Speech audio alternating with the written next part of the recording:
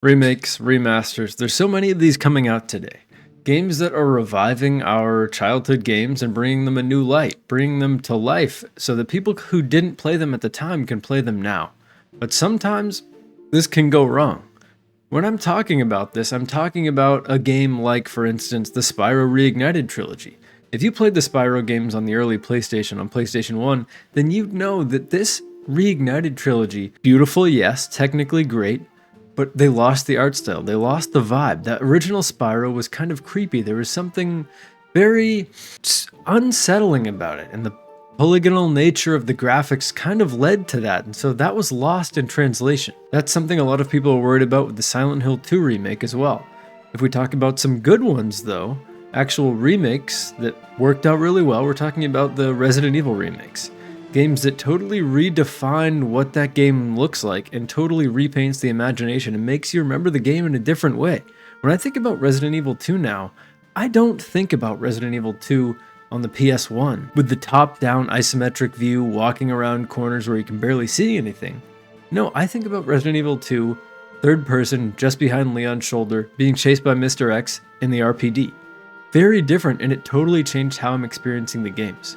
It's the same thing with other games, like let's talk about, for instance, Wind Waker HD, if we're talking about Zelda. Or if we're even talking about something that just happened with the Nintendo Switch 2 and the Breath of the Wild upgrades, where you can play it in 60 FPS. Totally different experience, and that is now how I will always remember the games, in those great ways. But again, if the remaster is not great, that will also affect that memory and will change the way we view it and think about it. Ideally, we'll always have the past to go back to, but let's say, for instance, they remake games that are sort of trapped on their respective consoles, specifically ones that I think about, like Metroid Prime 2, Metroid Prime 3. If they remake those games, and they don't end up maintaining that same level of Metroid element, if they've lost sort of the aura of Metroid and they've lost the art style and it just translated really poorly in a remake, then that's how people will remember it, and it's hard to go back and access those games. The first remake, I guess really a remaster in this case, that I ever played was A Link to the Past on the Game Boy. I remember playing this game. I remember I'd played it on the SNES as well, and playing this really blew my mind. I loved what I was playing, I loved how it was portable, and I thought it looked even better than the SNES version.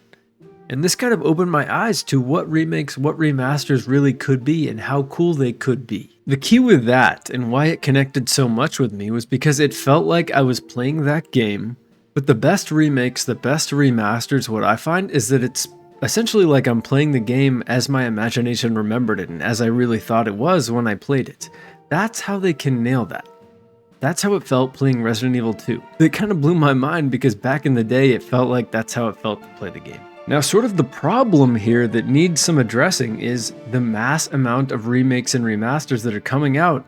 And a lot of these games, the question arises, do these games need remakes? Do they actually need a remaster? Or should they stay right where they are? So there have been some great ones that are super worth calling out and that are super recent. Anything that has gone from 2D to 2D HD, amazing. I love that. There's almost no wrong to be done unless, of course, they remove really important gameplay factors, but in terms of just graphics and bringing these games to life, again, as our imagination painted them back in the day, that's the ultimate way to do it. If we're talking about like Persona 3 Reload, another remake that really helped the game become more accessible to people if they want to pick it up and have never played it before especially. So that's really great. We're talking about Metroid Prime Remastered, a game that needed to come back so that people could have access to this and play it in such a beautiful light. There are many good examples of this. There are many good examples of a game like The Last of Us. These games, God of War, these games getting sort of a remake, a rebirth, and turning out really well. The answer to the question, are there too many remakes? Are there too many remasters? The answer to that is no. It really matters what the game is and whether it's worth remaking or remastering. I mean, it's an individual basis, of course, and whether you do it right. These people need to understand, the ones remaking it need to understand what made the game so great in the first place. So I look at a game, specifically the one that always gets me thinking about remakes and how they can go awry, in terms of a modern one is Final Fantasy VII. So Final Fantasy VII Remake, Rebirth, Intergrade, whatever you want to talk about. This game I really enjoyed, to be clear. I have to start off saying that. I had fun with it. There were times when the game was a bit of a slog. I didn't like how the pacing was with Remake, really not even leaving the slums, and you were still just barely exiting that area of the game when you're going into Rebirth. I think that the pacing was off. I don't think they should have cut that off, because going from the slums out there into the open world, essentially, the open world was a part of the beauty, and having that be a hard cutoff right there kind of led the beauty of that transition to not be there, and that's a really crucial part of the Final Fantasy VII experience. That's just one thing, but when it comes to Final Fantasy VII Remake, I really think that this game suffers from too much fantasizing about these characters and really trying to develop them a little too much to where they lost some of their vigor, some of their mystery, which makes them such interesting characters. Whether we're talking about even someone like Sephiroth, where Sephiroth is appearing too much.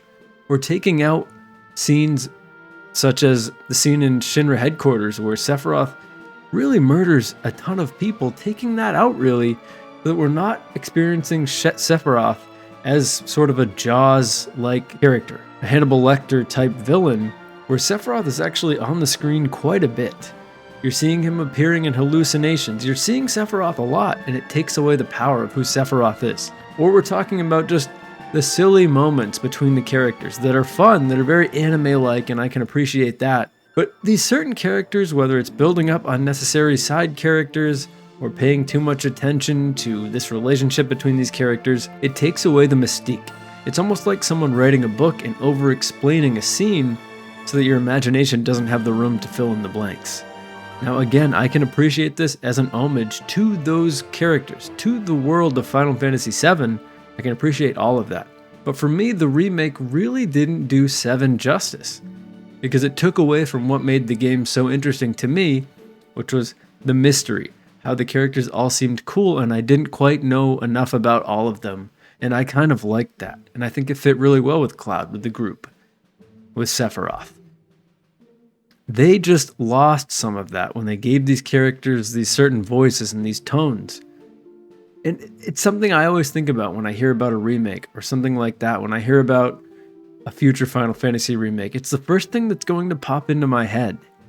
And again, it's a case-by-case basis, but at the root of it, it relies on having an understanding of what made Final Fantasy VII in this case great, or what made Spyro great, or how the exact aura, the art style was such a key factor, and then losing that, or how the characters talked and how that was a key factor. But then we lose that. It feels like there wasn't a firm grasp, or rather they're just following one person's vision rather than having a deep understanding of what made the game so easy to connect to for players. Now again, there are not too many remakes. That is not the problem here. I love them because of how they preserve games that were once lost that maybe people didn't know but will now check out, such as Silent Hill 2, or such as Alan Wake's remaster. These games that people might not necessarily check out, but then they see this new release, okay, I'll check it out now. And it opens their world to a whole new series, to a whole new world, to a whole new game. That's really important to bring back that medium and to show love to these series. I mean, even Dragon Quest VII, that's kind of being remade with such a beautiful new art style. I love it. This has to keep happening because of how it helps with preservation in terms of the mental, the memory aspect of it. But again, it's dangerous because if done wrong, I do really believe it can taint the memory of the game, especially if the older game is not accessible. I say if a game is claiming to be a remake, what it needs to do is to totally revamp the game. Again, that's kind of the definition. The difference between remake and remaster is that. It's a re-envisioning of the story. You're remaking the entire story, the art style. You're totally doing something different. You're maintaining the core elements of it. I guess ideally maintaining the story as well. But what you're doing is changing everything so that these two games can really even be standalone. If you play the two games, you'll know they're related, they're similar, they might even be the same story, but they will stand alone, again, like Resident Evil 2, on their own. And it'll be even cool to play the older one and then play the new one because it won't be like replaying it. I think that's really important, specifically when it comes to remakes. Now, remasters, that's a different story. You should just enhance the gameplay rather than change it. I know that you guys probably have some sad or tragic remakes or remasters, so let me know what those are and which games from your childhood were brought to life where you felt like they didn't really capture the moment, the memory that you had of them, or they were made by someone who didn't really understand what made the game so special. Those are definitely out there. And again, for me, I think of Spyro specifically. I think of Final Fantasy VII in a way. It's unfortunate, and it doesn't have to taint the memory, but it certainly can, and it's unfortunate too because those players who are playing Final Fantasy VII for the first time really think that that's how those characters were and that that's how that story goes down. Now, I don't think specifically with Final Fantasy VII it's necessarily a bad thing. I think that it's a cool way, and if that's all you play, fine. But if you go back and play the older one, it's going to really rattle you. And the fact that the newest one is more modern and I believe has weaker characters and character development is unfortunate because these people will be so disincentivized to go back to the older one because the graphics are worse, because the gameplay's slower. And of course, it is less interesting and less fun at certain times. There's no doubt about it. But it's something I think about with these remakes. While they're so fun, while they're cool, it's just sad that so much of, Square Enix and their time is being devoted to remaking Final Fantasy VII, a game that was all in one story, is now split up into 3 different games. I don't know. It's a complicated relationship I have with that one. Again, I understand, and it's the same reason why, Disney spams the superhero movies.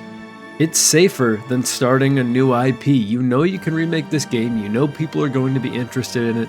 I totally understand, and I'm on board. I really like them. And even again, Final Fantasy VII, Spyro, I'm glad they exist because they expose people to these older games in a certain way and got people interested. Nostalgia sells, of course. I mean, these games probably ideally are taking less time to develop as well. They do a nice job of filling in certain release gaps as well. Times between releases, maybe you just release, like a new, what Nintendo did with Link's Awakening. You just do something like that to sort of bide your time until the next release. I'd rather have it than not have it. Absolutely. At the end of the day, remakes, remasters really aren't the problem. It's the people making them that don't understand the passion that went into the first game, that don't understand what made it so special. I mean, at the end of the day, I would rather have a new IP any day over a remake or a remaster. As much as I love those memories being preserved, if I had to choose between the two, I would rather no remakes or remasters exist at all, and that the older games were more accessible in a lot of ways. So they're not the inherent problem, is the point here. It's who's making them, it's what's going on behind the scenes, and it is the fact that they are impeding potential new IPs.